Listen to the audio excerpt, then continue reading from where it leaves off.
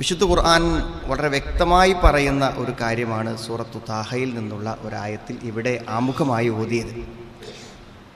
നമ്മുടെ ബുദ്ധിക്കോ ചിന്തയ്ക്കോ കണ്ടെത്താൻ പറ്റാത്ത അള്ളാഹു തരുന്ന അറിവ്, അള്ളാഹുവിൽ നിന്ന് വരുന്ന അറിവ്, ആ അറിവിന് ഇൽമു എന്നാ പറയാ. പക്ഷെ അള്ളാഹുവിൽ നിന്ന് വരുന്ന ആ അറിവിന് ഹുദ, സന്മാർഗം എന്നാണ് അള്ളാഹു ഉപയോഗിച്ചിട്ടുള്ളത്. ആ അറിവ് ജീവിതത്തിൽ ഉൾക്കൊള്ളുന്ന ആളുകളെ സംബന്ധിച്ചിടത്തോളം ഫലാ യദില്ലു വലാ യഷ്ക, അവൻ പിഴച്ചു പോകുകയില്ല, അവൻ ദൗർഭാഗ്യം അനുഭവിക്കുകയില്ല. അത് പണ്ഡിതന്മാർ ഇഹലോകത്തും പരലോകത്തും, ഇവിടെയും ഒരു കുഴപ്പമാൻ പറ്റൂല, പരലോകത്തും ഒരു പ്രശ്നം ഉണ്ടാവില്ല എന്നാണ്. ഇത്ര ഉറപ്പിൽ അള്ളാഹുവിൽ നിന്ന് കിട്ടുന്ന അറിവിന് ഇത്ര വലിയ പ്രയോജനമുണ്ടെന്ന് പറയുമ്പോൾ എത്ര കണ്ട് അത് ഉൾക്കൊണ്ടു എന്ന് പറയുന്ന എനിക്കും നിങ്ങൾക്കും ഈ പ്രയോജനം, അതായത് പിഴച്ചു പോകാതിരിക്കുക, അതേപോലെ തന്നെ ദൗർഭാഗ്യമടയാതിരിക്കുക, കഷ്ടപ്പാട് വരാതിരിക്കുക എന്ന ഒരവസ്ഥ നമ്മുടെ മനസ്സിനാണത്. അത് എത്രമാത്രം നമുക്ക് ആർജിക്കുവാൻ പറ്റി എന്ന് ചിന്തിക്കുമ്പോഴാണ് യഥാർത്ഥത്തിൽ അതിൻ്റെ കാരണത്തിലേക്ക് എന്താണ് അതിൻ്റെ കാരണം?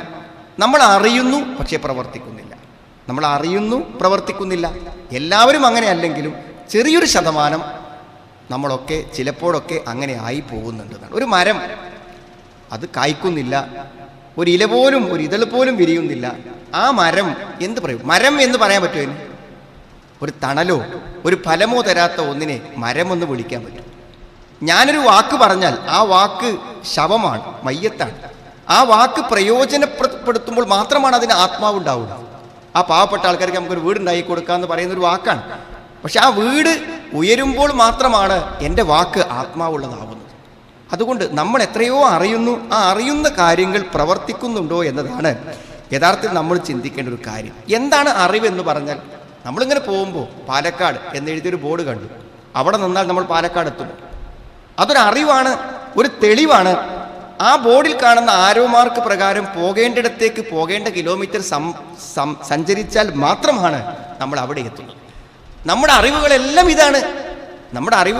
ഇതാണ്. ഇതിനൊക്കെ വലിയ പ്രയോജനങ്ങളും ലക്ഷ്യങ്ങളുമുണ്ട്. പക്ഷേ ആ അറിവ് എഴുതി വെക്കപ്പെട്ട ഫലകത്തിൻ്റെ അടിയിൽ നിൽക്കുന്നു. ആ അറിവും മനസ്സിൽ സൂക്ഷിച്ച് ജീവിക്കുന്നു എന്നതിൽ കവിഞ്ഞ് അതെത്രമാത്രം ജീവിതത്തിൽ പ്രയോഗവൽക്കരിക്കുന്നു എന്ന് നമ്മൾ ഓരോരുത്തരും ചിന്തിക്കേണ്ടത്. എന്താണ് അറിവ്? അൽ ഇൽമു ഫിഖ്ഹുൻ വ ഫഹ്മുൻ. അറിവെന്ന് പറഞ്ഞാൽ ഗ്രഹിക്കൽ. എന്തോ നമ്മൾ ഗ്രഹിക്കുന്നു, മനസ്സിലാക്കുക. ആ മനസ്സിലാക്കിയത് നമ്മുടെ മനസ്സിലുണ്ട്. അത് പ്രയോഗവൽക്കരിക്കുമ്പോൾ മാത്രമാണ് അത് ജീവിതത്തിൽ വരുന്നത്. ഇമാം ഷാത്വബി റഹ്മത്തുള്ളാഹി പറഞ്ഞു, യഥാർത്ഥത്തിൽ അറിവെന്ന് പറഞ്ഞാൽ അൽ ഇൽമു അല്ലദി ഹുവൽ ഇൽമുൽ മുഅ്തബർ ശറഅൻ, മതപരമായ കാര്യങ്ങൾക്കാണ് നമ്മൾ യഥാർത്ഥത്തിൽ അറിവ് എന്ന് പറയാം. അതായത് അല്ലാഹുവും റസൂലും പുകഴ്ത്തി പറഞ്ഞ അറിവ്. ഹുവൽ ഇൽമുൽ ബാഇതു അലൽ അമൽ, പ്രവർത്തനത്തിന് പ്രേരിപ്പിക്കാത്ത ഒരറിവും മതത്തിലില്ലാന്നാണ്. ദീനിൽ എന്തെങ്കിലും ഒരറിവുണ്ടെങ്കിൽ അത് ഒരു പ്രവർത്തനത്തിന് പ്രേരിപ്പിക്കുന്ന, ഒന്നെങ്കിലും ഒരു കാര്യം വിശ്വസിക്കാനോ ചെയ്യാനോ പ്രേരിപ്പിക്കാത്ത ഒരറിവില്ല. നമ്മൾ ഖുത്ബ കേൾക്കുന്നു, നമ്മൾ പ്രസംഗം കേൾക്കുന്നു, വഅദ് കേൾക്കുന്നു, ദീൻ്റെ അറിവുകൾ, ഖുർആൻ ഓതുന്നു, പരിഭാഷ വായിക്കുന്നു. ഇതൊക്കെ എന്താണ്? എന്തോ ഒന്ന് നമ്മളോട് ചെയ്യാൻ പറഞ്ഞുകൊണ്ടിരിക്കുന്നേ ഉണ്ട്. ആ പറഞ്ഞുകൊണ്ടിരിക്കുന്ന കാര്യം പ്രയോഗവൽക്കരിക്കുമ്പോഴാണ് യഥാർത്ഥത്തിൽ നമുക്കതിൻ്റെ ഗുണം ലഭിക്കുന്നത് എന്നാണ് പറയുന്നത്. നാളെ പരലോകത്ത് അതുകൊണ്ടാണ് അള്ളാഹു ചോദിക്കുന്നു പറയുന്നുണ്ടല്ലോ. എന്താ ചോദിക്കുക? അൻ ഇൽമിഹി മാദാ അമില ബിഹി. എന്തൊക്കെ നീ മനസ്സിലാക്കി അതിനനുസരിച്ച് നീ എന്ത് ചെയ്തു എന്ന് ചോദിക്കും. എന്തു നീ അറിഞ്ഞു? പഠിച്ചല്ലോ കുറേ എന്നതിനല്ല സുഹൃത്തുക്കളെ പ്രതിഫലം. പഠിച്ചത് നീ എന്തുമാത്രം നിന്റെ ജീവിതത്തിൽ പകർത്തി എന്ന ചോദ്യമാണ് അവിടെ ഉണ്ടാകുന്നത്. നമ്മളൊക്കെ എത്രയോ ആവർത്തി കേട്ട ഒരു ഹദീസ് ഉണ്ട്. നബി സല്ലല്ലാഹു അലൈഹി വസല്ലമയുടെ സ്വഭാവത്തെക്കുറിച്ച് ആയിഷ റളിയല്ലാഹു അൻഹ ചോദിച്ചപ്പോൾ ആയിഷ റളിയല്ലാഹു പറഞ്ഞു, കാന ഖുലുഖുഹു അൽ ഖുർആൻ. പ്രവാചകന്റെ സ്വഭാവം എന്ന് പറഞ്ഞാൽ അത് ഖുർആനാണ്. അപ്പൊ എന്താ പ്രവാചകന്റെ സ്വഭാവം ഖുർആനാന്ന് പറഞ്ഞാൽ എന്താ അർത്ഥം? യഅനി കാന യഅമലു ബിൽ ഖുർആൻ. ഖുർആനിൽ എന്തു പറഞ്ഞോ അതിങ്ങനെ പ്രവർത്തിക്കുകയായിരുന്നു നബി സല്ലല്ലാഹു അലൈഹി വസല്ലം. 23 കൊല്ലം ഖുർആൻ പറഞ്ഞ കാര്യം ഇങ്ങനെ ചെയ്തുകൊണ്ടിരിക്കുക. കാന യസീറു ബിഹാദൽ ഖുർആൻ ബൈനൻ നാസി. ഈ ഖുർആനും കൊണ്ട് അല്ലാഹുവിന്റെ റസൂല് ജനങ്ങൾക്കിടയിലൂടെ ഇങ്ങനെ നടക്കുക. ഖുർആന് ജനങ്ങൾക്കിടയിലൂടെ നടക്കാൻ പറ്റില്ല. പക്ഷെ ഖുർആൻ അനുസരിച്ച് ജീവിക്കുന്ന പ്രവാചകൻ ഖുർആനിന്റെ ഒരു പകർപ്പായി ജനങ്ങൾക്കിടയിലൂടെ ഇങ്ങനെ ജീവിച്ചു. കാന യസീറു വിഫ്ക ഹാദൽ ഖുർആൻ ഫി ഹയാത്തി. ജീവിതത്തിൽ മുഴുവനും ഖുർആനിനോട് യോജിക്കുന്ന രൂപത്തിൽ ജീവിച്ചുകൊണ്ട് പ്രവാചകൻ ജീവിച്ചു എന്നാണ് ആ ഹദീസിന്റെ അർത്ഥം. അപ്പോൾ നാം അറിയുന്ന അറിവുകളൊക്കെ പ്രയോഗവൽക്കരിച്ച് ഇങ്ങനെ മുന്നോട്ട് പോകുക എന്നുള്ളതാണ് നമ്മളെ സംബന്ധിച്ചിടത്തോളം ഏറ്റവും പ്രധാനപ്പെട്ട ഒരു കാര്യം എന്നാണ്. ഖുർആൻ ഒരു ആയത്തുണ്ട്, വലൗ ശിഅ്നാ ലറഫഅനാഹു ബിഹാ. നമ്മളെന്ത് ചെയ്യും? ആ അറിവ് കൊണ്ട് അവരെ ഉയർത്തുന്നതാണ്. അറിവ് കൊണ്ട് ഉയർത്തുക എന്ന് പറഞ്ഞാൽ ഒരു അറിവ് കൊണ്ട് ഒരാളെ ഉയരണമെങ്കിൽ എന്ത് വേണം? അമലിഹി എന്നാണ്. അത് പ്രവർത്തിക്കുമ്പോൾ മാത്രമേ അതിൻ്റെ ഉയർച്ച ഉണ്ടാവുകയുള്ളൂ എന്നാണ്. ചെയ്യാൻ പറ്റില്ലെന്ന് പറയുന്ന കുറേ കാര്യങ്ങൾ നമുക്കറിയാലോ, ഹറാമാണെന്ന്.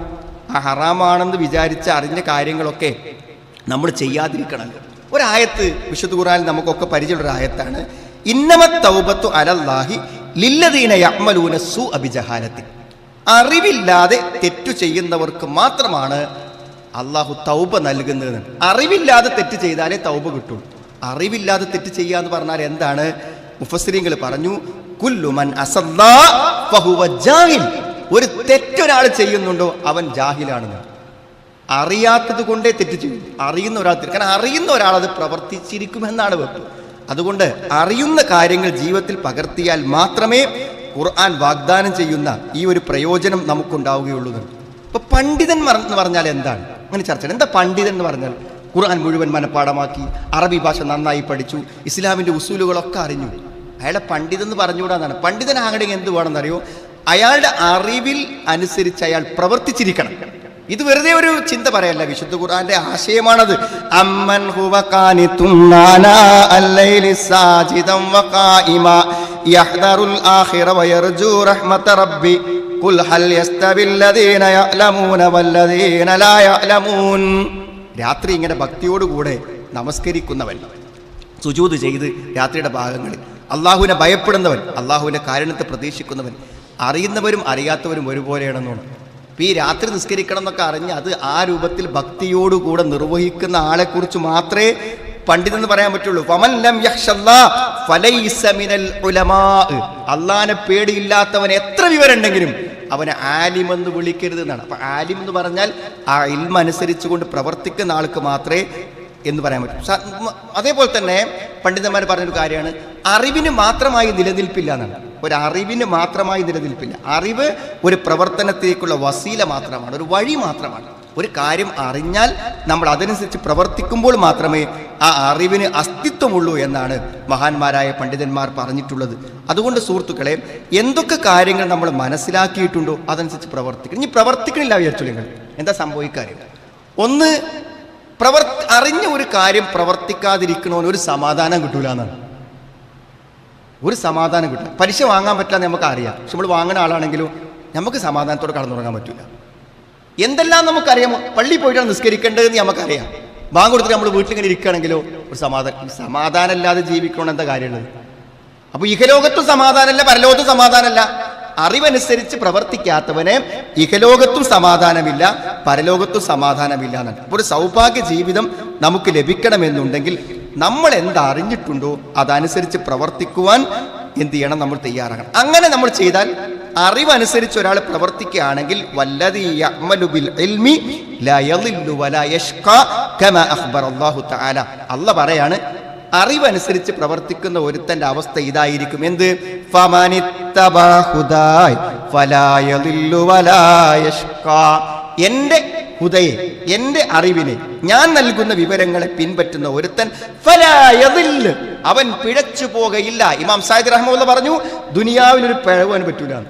ദുനിയാവിൽ അവൻ്റെ ഭൗതികവും മതപരവുമായ കാര്യങ്ങളൊക്കെ വളരെ കൃത്യമായി നൽകുന്നു. അവൻ വാക്കുപാലിക്കുന്നു, നീതി പാലിക്കുന്നു, സത്യസന്ധത കാണിക്കുന്നു, ഉള്ളിലത് പുറത്തേക്ക് പറയുന്നു. എന്തൊക്കെ ദീനുണ്ടോ ആ ദീനിന്റെ മര്യാദ അനുസരിച്ച് ജോലി ചെയ്യുന്നവൻ ആ ജോലി കൊണ്ട് വിജയിക്കും. ബിസിനസ് ചെയ്യുന്നവൻ ആ ബിസിനസ് കൊണ്ട് വിജയിക്കും. എന്ത് കാര്യത്തിലും തെറ്റുപറ്റാതെ അവൻ ജീവിക്കും. പക്ഷെ എന്ത് ചെയ്യണം?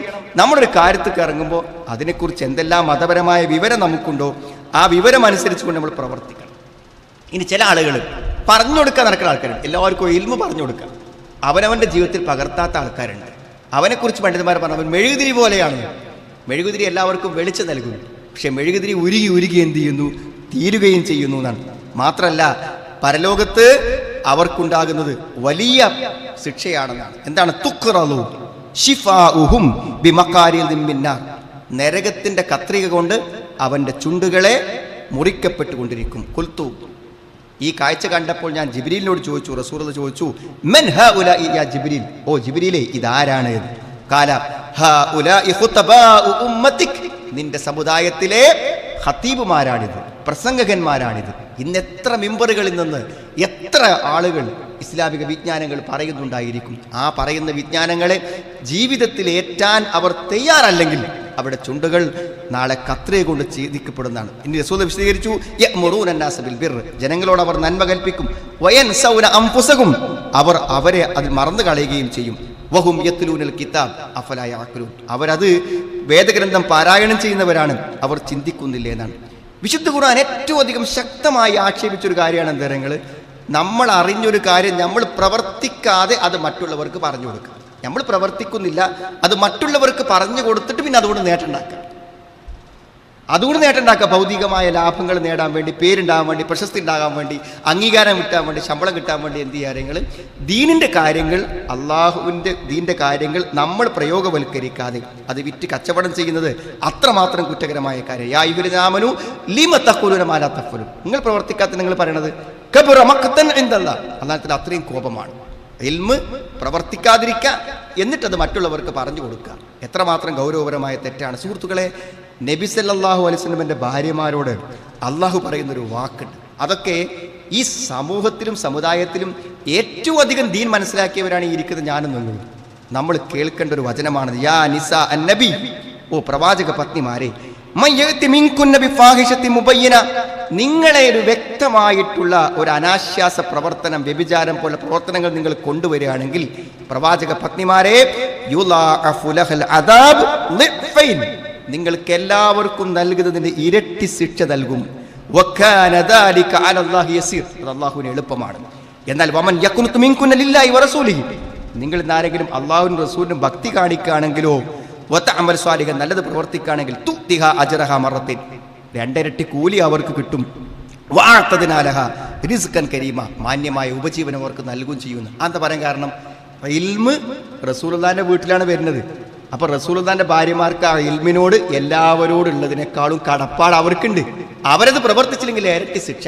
സുഹൃത്തുക്കളെ, ദീനിന്റെ ആളുകളായി നമ്മൾ നിലകൊള്ളുമ്പോൾ നമുക്ക് മറ്റുള്ളവരെക്കാളും ബാധ്യത ഈ കാര്യത്തിലുണ്ട്. ജൂതന്മാരുടെ ഒരു വിശേഷണമായി ഖുർആൻ പറഞ്ഞൊരു കാര്യമാണ് എന്തെങ്കിൽ, അത്തഅ്മുറൂന അന്നാസ ബിൽ ബിർരി വതൻസൗന അൻഫുസഹും, എല്ലാവർക്കും വിജ്ഞാനങ്ങൾ പറഞ്ഞു കൊടുക്കുക, അവനവൻ്റെ ജീവിതത്തിൽ അത് കൊണ്ടുവരാതിരിക്കുകയും ചെയ്യുക. അതുകൊണ്ട് സുഹൃത്തുക്കളെ, സൂക്ഷ്മത പാലിക്കണം. നമ്മൾ ചിന്തിക്കുക, നമുക്ക് പലതും അറിയാമല്ലോ, നമ്മൾ വിവരം കുറഞ്ഞവരാണെങ്കിൽ നമുക്ക് ആ വിവരം പ്രയോഗവൽക്കരിച്ച് ജീവിതത്തിൽ സന്തോഷവും സമാധാനവും നേടാൻ നമ്മൾ ശ്രമിക്കണം. അത് അല്ലാഹു തന്നൊരു വാഗ്ദത്താണ്. എൻ്റെ ഹുദയ അനുസരിച്ച് നിങ്ങൾ ജീവിക്കുകയാണെങ്കിൽ വല യളില്ലു വല യഷ്ക, നിങ്ങൾ പിഴച്ചു പോവുകയില്ല, കഷ്ടപ്പെടേണ്ടി വരികയുമില്ല. അതുകൊണ്ട് എവിടെയെങ്കിലും പിഴച്ചോ, നമ്മൾ ആത്മാർത്ഥമായൊരു പരിശോധന, എന്തെങ്കിലും അറിഞ്ഞ കാര്യം പ്രയോഗവൽക്കരിക്കാതിരുന്നു, മനസ്സിൻ്റെ ഉള്ളിൽ എവിടെയെങ്കിലും കാപഢ്യങ്ങൾ കടന്നുകൂടിയോ, ഇതിൻ്റെ യഥാർത്ഥമായ ലക്ഷ്യം വിസ്മരിച്ചു പോയോ എന്ന ഒരാത്മപരിശോധന നമ്മൾ നടത്തുക. അങ്ങനെ അറിഞ്ഞ കാര്യങ്ങൾ പ്രവർത്തിക്കുവാനും അത് ഉൾക്കൊള്ളുവാനും അറിഞ്ഞ കാര്യങ്ങൾ പ്രവർത്തിച്ച് മറ്റുള്ളവർക്ക് പറഞ്ഞു കൊടുക്കുവാനും അള്ളാഹു നമുക്ക് എല്ലാവർക്കും തൗഫീഖ് പ്രദാനം ചെയ്യുമാറാം.